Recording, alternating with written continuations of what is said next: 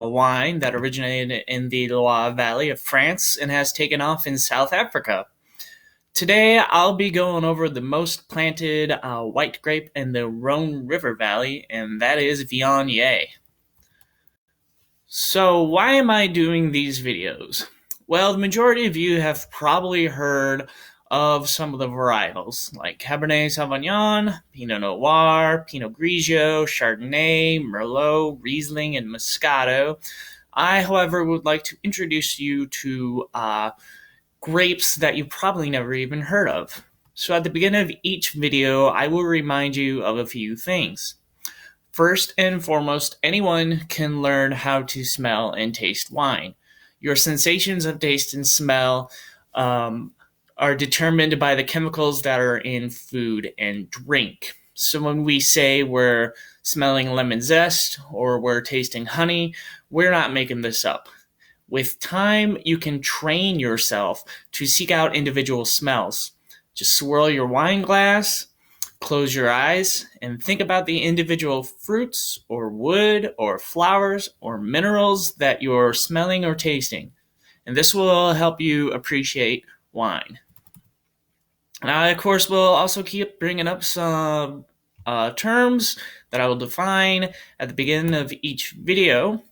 Of course, you already know whether a wine is dry or sweet. Body, there you go, is the mouthfeel you have when you taste the wine.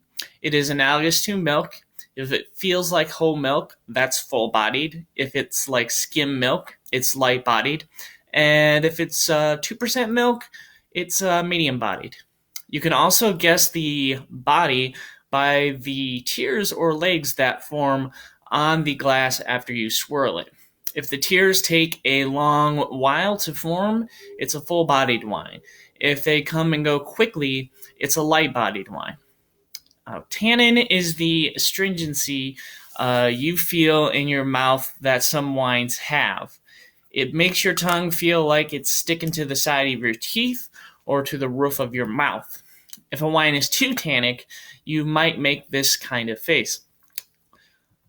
Acidity is how watery your mouth feels after swallowing. The more watery, the higher the acidity. All wines are acidic because they have a lower pH level than water. This is probably something that you went over in middle school or high school chemistry. Alcohol, outside of what you can see on the label, can also be guessed by how much the wine burns at the top of your throat when it goes down. You can also guess how much alcohol is in the wine by how far away you can hold the glass before you can smell the wine. The further away, the higher the alcohol. For example, you can smell a Zinfandel further away than a Moscato. So for example, Zinfandel, you could probably smell it like this far away, and a Moscato, you could probably smell it about here or so. All right, so on to the grape. The origins of Viognier are at this time somewhat unknown. There has been some evidence that it came from the Dalmatian region of Croatia and then taken to the Rhone Valley to be planted there. Now, the Rhone Valley, if I could give you a map of France. So this here is the Rhone Valley right here. Okay, and to get even a closer look, here is the northern Rhone up top, and then the southern Rhone down here in the purple area. So northern Rhone, southern Rhone. All right. So, of course, there are other fun legends when it comes to Viognier. One of which is that Roman Emperor Probus took the Viognier grapes to the Rhone Valley in 281 AD. And another story is that a group of outlaws known as the Col des Pau, and I don't know how to pronounce that, who captured the vines that were en route to Beaujolais and planted them in the Rhone River Valley. Even more fun is the etymology of Viognier. What makes the most sense is that it got its name from the city of Vienne, which was a Roman outpost in the region. But the entertaining story is that the Roman pronunciation of the Via Gehenna means the road of the valley of hell, which expresses the difficulty of growing the grape. See, the grape is prone to powdery mildew, and it produces low yields and has to be picked when fully ripe, which means there's plenty of time for things to go wrong.